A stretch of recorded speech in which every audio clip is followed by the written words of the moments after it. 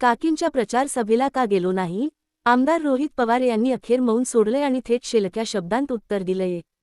आधीच सांगितलं होतं की महायुतीच्या व्यासपीठावर जाणार नाही, असं म्हणत रोहित पवारांनी आपली भूमिका स्पष्ट केली आहे. बारामतीमध्ये उपमुख्यमंत्री सुनेत्रा पवार यांच्या प्रचाराची सांगता सभा पार पडली. या सभेला राज्यातील दिग्गजांची मांदियाळी होती. महाविकास आघाडीचे नेतेही तिथे उपस्थित होते आणि सर्वात धक्कादायक म्हणजे खासदार सुप्रिया सुळे यांनी देखील तिथे उपस्थित राहून अजितदादांच्या कामाच्या आठवणींना उजाळा दिला. बारामतीकरांना दादांसाठी मतदान करण्याचं आवाहन केलं. पण या संपूर्ण वातावरणात एक नाव गायब होतं, ते म्हणजे आमदार रोहित पवार. रोहित पवार या सभेला का गेले नाहीत? या प्रश्नाने संपूर्ण राजकीय वर्तुळात चर्चांना उधाण आलं होतं. पण रोहित पवारांनी येवला येथे पत्रकारांशी संवाद साधताना यावर अत्यंत रोखठोक भाष्य केलं आहे. रोहित पवार म्हणाले की गेल्या 3 दिवसांपासून मी स्वतः बारामती मतदारसंघात फिरलो आहे. बारामतीकरांची नस मला माहिती आहे. त्यांनी अजितदादांच्या कामावर आणि प्रेमापोटी सुनेत्रा काकींना निवडून देण्याचं मनाशी पक्क केलं आहे. मी याआधीही स्पष्ट केलं होतं की अजितदादांबद्दल असलेल्या आदरामुळे मी प्रचारासाठी फिरलो. आपण हा प्रचार फक्त आणि फक्त दादांच्या कामाकडे बघून करत होतो. सुप्रियाताईंच्या उपस्थितीबाबत बोलताना रोहित पवार म्हणाले की सुप्रियाताई काही दिवस दिल्लीत व्यस्त होत्या, पण आज त्यांना आत्याचा फोन आला असावा म्हणून त्या कदाचित त्या स्टेजवर गेल्या. मात्र त्यांनी महायुतीचा प्रचार केला नाही. त्या केवळ सुनेत्रा काकींच्या वतीने तिथे बोलल्या आहेत. पण मी मात्र आधीच ठरवलं होतं आणि जाहीरही केलं होतं की मी कोणत्याही परिस्थितीत महायुतीच्या व्यासपीठावर जाणार नाही आणि मी ते पाळलं. राष्ट्रवादीच्या दोन्ही गटांच्या एकत्र येण्याच्या चर्चेवरही रोहित पवारांनी आता पूर्णविराम दिला आहे. ते म्हणाले की अजितदादा असताना एकत्र येण्याबाबत चर्चा नक्कीच झाली होती, पण आता तो विषय संपला आहे. पवार साहेबांनी आम्हाला स्पष्ट आदेश दिले आहेत की महाराष्ट्रात सध्या अनेक लोकांच्या अडचणी आहेत. सामान्य जनता संकटात आहे. तुम्ही त्या समस्या सोडवण्यासाठी महाराष्ट्रभर फिरा, लोकांमध्ये राहा. त्यामुळे आता एकत्र येण्याचा प्रश्नच उरत नाही. याचवेळी रोहित पवारांनी भाजप सरकारवर अत्यंत गंभीर आणि बोचरी टीका केली आहे.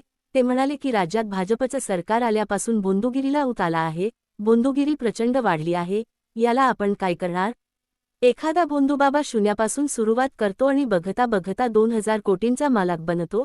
हे सत्ताधाऱ्यांच्या पाठिंब्याशिवाय आणि सहकार्याशिवाय शक्यच नाही. प्रतिगामी आणि मनुवादी विचारांमुळेच राज्यात ही बोंदुगिरी फोफावली आहे, असं आपल्याला मान्य करावंच लागेल. नाशिकमध्ये जे धक्कादायक प्रकरण समोर आलं आहे, त्यावर बोलताना रोहित पवार संतापले. ते म्हणाले की 70 अधिकारी आणि अनेक महिलांचे आक्षेपार्ह व्हिडिओ समोर आले आहेत. सामान्य महिलांचे व्हिडिओ बाहेर येतात, मग नेत्यांचे व्हिडिओ कुठे गायब झाले? असा सवाल त्यांनी उपस्थित केला. महाराष्ट्रात सध्या जे गलिच्छ राजकारण सुरू आहे, ते कुठेतरी थांबवावं लागेल, ते खोडून काढावं लागेल. रेपच्या केसमध्ये तुरुंगात गेलेल्या आसाराम बापूंसारख्या लोकांचं समर्थन काही लोक करतात, पण वारकरी संप्रदायाला, भागवत धर्माला पुढे नेणाऱ्या खऱ्या महाराजांना मात्र कोणी विचारत नाही.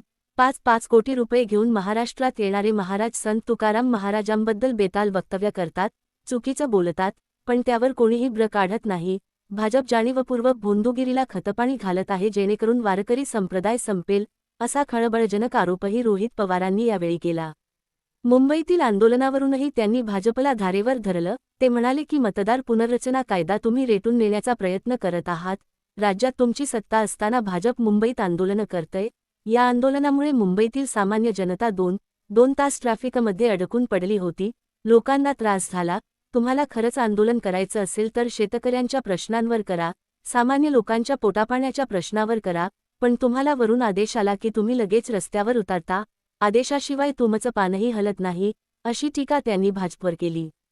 शेवटी विमान अपघात प्रकरणावरून त्यांनी गृहमंत्री देवेंद्र फडणवीस यांना इशारा दिला आहे.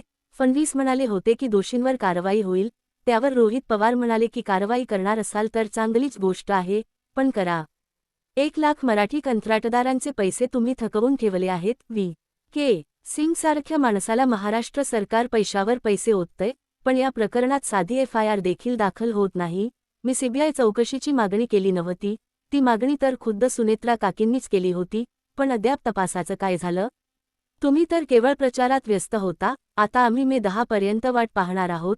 जर मे 10 पर्यंत काही ठोस झालं नाही, तर त्यानंतर आम्ही आमची स्पष्ट आणि अत्यंत कडक भूमिका मांडणार आहोत, असा सज्जड दमच रोहित पवारांनी सरकारला दिला आहे. आता मे 10 नंतर रोहित पवार नेमकं काय पाऊल उचलतात आणि यावर सरकार काय उत्तर देतं, याकडे संपूर्ण महाराष्ट्राचं लक्ष लागलं आहे.